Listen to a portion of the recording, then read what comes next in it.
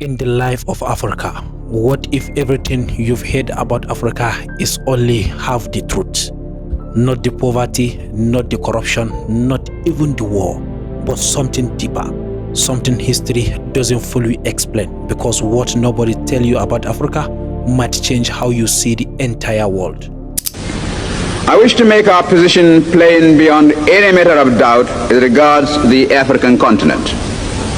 We in Nigeria appreciate the advantages which the size of our country and of its population give us. When Africa is shown in the media, the image are often the same: poverty, hunger, conflict. But Africa is not a country. It is a continent of 54 nations, over 1 million people, and thousands of culture.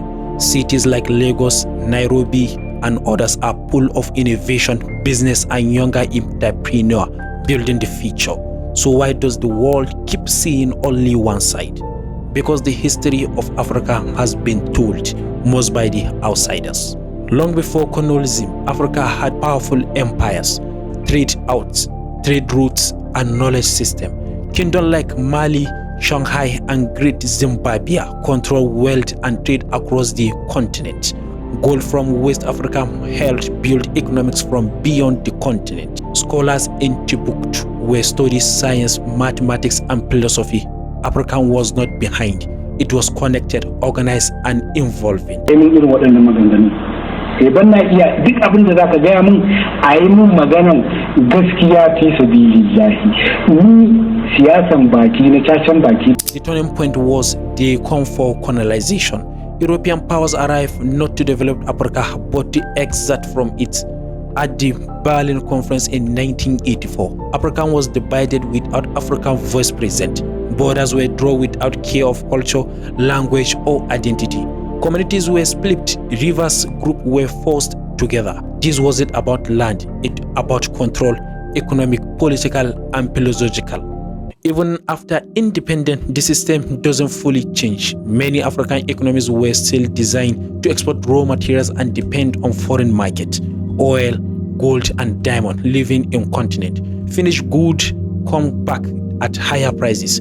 This created a cycle of dependency, and also a global system of trade and finance often kept African at disadvantage.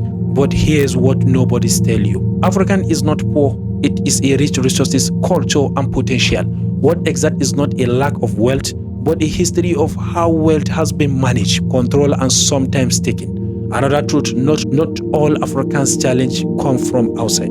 Corruption, weak institution, and poor leadership has also played a role. Some leaders inherit broken system, and instead of fixing them, they benefit from them. Today, a new story is emerging.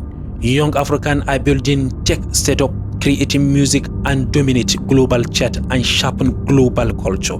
From fintech in Nigeria to innovation hub in Kenya, to create industry across the continent, Africa is rising in way the world is also beginning to notice. But the growth after happening despite in system, not because of it. Nobody tell you about this. The biggest battle for Africa may not resources or politics, but mindset. Breaking free independency, believing in local solution, building system that works for Africa by African, because no nation developed by relying entirely on others.